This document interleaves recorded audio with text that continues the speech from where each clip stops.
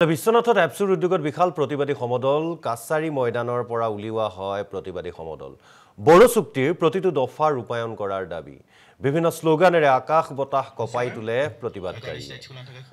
জিলা আয়ুক্তৰ জৰিয়তে কেন্দ্ৰীয় গৃহমন্ত্ৰী আৰু মুখ্যমন্ত্ৰীলৈ স্মাৰক পত্ৰ প্ৰদান কৰে অল বড়ো ষ্টুডেণ্ট ইউনিয়ন অৰ্থাৎ নিখিল বড়ো ছাত্ৰ সন্থাই বড়ো চুক্তিৰ প্ৰতিটো দফা কাৰ্যকৰী কৰিবলৈ দাবী উত্থাপন কৰিছে নিখিল বড়ো ছাত্ৰ সন্থা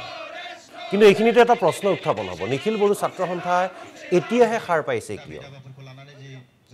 যেতিয়াই প্ৰমোদ বড়োৰ চৰকাৰ শেষ হ'ল প্ৰমোদ বড়োৰ চৰকাৰ ভাগিল তাৰ পিছত হঠাৎ এইদৰে ৰাজপথলৈ ওলাই আহিছে কিয় এইটো কথা নহয় যে বড়ো চুক্তি কাৰ্যকৰী হ'ব নালাগে কিন্তু প্ৰমোদ বড়োৰ চৰকাৰৰ সময়ত কিয় নকৰিলে তাৰ মানে ইমান দিন বিটিএডিত যেটো প্ৰসংগ চলি আছিল হাগ্ৰামা মহিলাৰী বা আনসকলে যেটো কৰি আছিল যে এপছু আৰু ইউপিপিএল এটা মুদ্ৰাৰ ইপিঠি প্ৰমোদ বড়োৱে যেটোকে কয় সেইটোৱে এপছুৱে শুনে সেই কথাষাৰে কৰবাত প্ৰতিফলিত হৈছে নেকি সেইবাবে এইবাৰ যেতিয়া নিৰ্বাচনৰ সময়ত বিটিচিৰ নিৰ্বাচনৰ সময়ত হাগ্ৰামা মহিলাৰ জনপ্ৰিয়তা বৃদ্ধি হৈছিল আনফালে ইউপিপিএলৰ জনপ্ৰিয়তা কমি গৈছিল বিজেপিয়ে এটা সুবিধাজনক স্থিতিত আছিল তেতিয়া সেই কাৰণে এপছুৰ দীপেন বড়োৱে সভাপতি দীপেন বড়োৱে হাগ্ৰামা আৰু প্ৰমোদ বড়োক মিত্ৰতাৰ মাজলৈ আনিবলৈ বিচাৰিছিল নেকি আৰু তেতিয়া হাগ্ৰামা এই বুলি কৈছিল যে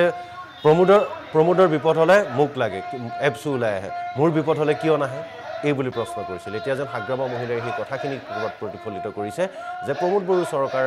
নাই গতিকে এটা প্ৰতিবাদ কৰিব লাগে বিগত সময়ছোৱাত কিয় এনেধৰণৰ দাবী উত্থাপন হ'ল সেয়াও কিন্তু এটা ডাঙৰ প্ৰশ্ন যদিওবা এই দাবী এতিয়া নহয় ভৱিষ্যতলৈ বড়ো চুক্তি ৰূপায়ণ নোহোৱা পৰ্যন্ত এনে দাবী আন্দোলন চলি থাকক ক'বলগীয়া একো নাই কিন্তু হঠাৎ এইদৰে কিয় প্ৰমোদ বড়োৰ সময়ত 5 বছৰীয়া কাৰ্যকালত এবাৰো এনেদৰে ৰাজপথলৈ ওলাই নাহিল এপছু সেইটো এটা ডাঙৰ প্ৰশ্ন আমি ইয়াত দুখন মেমৰেণ্ডাম দিছো এখন ছাত্ৰ সন্থাৰ উদ্যোগত সমগ্ৰ অসমজোৰা জিলা সদৰত প্ৰায় 3000ৰ পৰা 5000 প্ৰতিটো জিলাত এখন প্ৰতিবাদী ৰেলী কাৰ্যসূচী আয়োজন কৰা হৈছে আৰু ইয়াৰ নাম আমি দিছো rally for implementation of Bodo accord 2020 কাৰণ নিখিল বড়ো ছাত্ৰ সন্থা এনডিপি 4টা ফৈদ ইউবিপিঅ এই 6টা সংগঠনে 2020 27 জানুৱাৰীত শান্তি চুক্তিত আবদ্ধ হৈছিল আৰু এই শান্তি চুক্তিৰ আধাৰত নিখিল বড়ো ছাত্ৰ সন্থাই যোৱা 5টা বছৰ চুক্তিৰ প্ৰতিটো দফা ৰূপায়ণৰ কাৰণে কেন্দ্ৰীয় চৰকাৰ ৰাজ্য চৰকাৰ সন্মানীয় প্ৰধানমন্ত্ৰী ডাঙৰীয়া গৃহমন্ত্ৰী ডাঙৰীয়া অসমৰ মাননীয় মুখ্যমন্ত্ৰী ডাঙৰীয়াক বাৰম্বাৰ আমি খুব আগ্ৰহেৰে আহ্বান আৰু দাবী আমি জনাই আহিছোঁ আৰু এই দাবীটো লৈ পেলাই আমি নিখিল বড়ো ছাত্ৰ সন্থাই প্ৰতিটো সময়ত যেতিয়া কেন্দ্ৰীয় চৰকাৰৰ লগত আলোচনা হৈছে দ্বিপাক্ষিক আলোচনা হৈছে যে 125th এমেণ্ডমেণ্ট যি এই চুক্তিৰ মূল আত্মা মূল দফা আছিল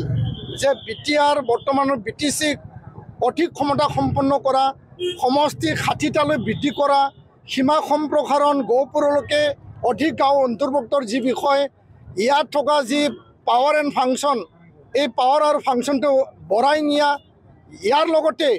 কেন্দ্ৰীয় চৰকাৰৰ পৰা পোনপটীয়া আৰ্টিকেল 280ৰ দ্বাৰা পুঁজি প্ৰদান কৰা বিটিচি বিটিআৰলৈ সেই বিষয়টো আমি দাবী জনাই আহিছিলোঁ আৰু এইটোৰ কাৰণে আগন্তুক উইণ্টাৰ ছেশ্যন নৱেম্বৰত হ'বলগীয়া এই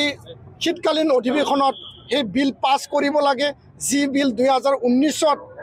ৰাজ্যসভাত টেবল কৰা হৈছিল এই বিল পাছ কৰিব লাগে Bodo Kachari welfare autonomous council পূৰ্ণাংগ মৰ্যাদা প্ৰদান কৰিব লাগে গোৱালপাৰা চাউথ কামৰূপ আৰু মৰিগাঁৱত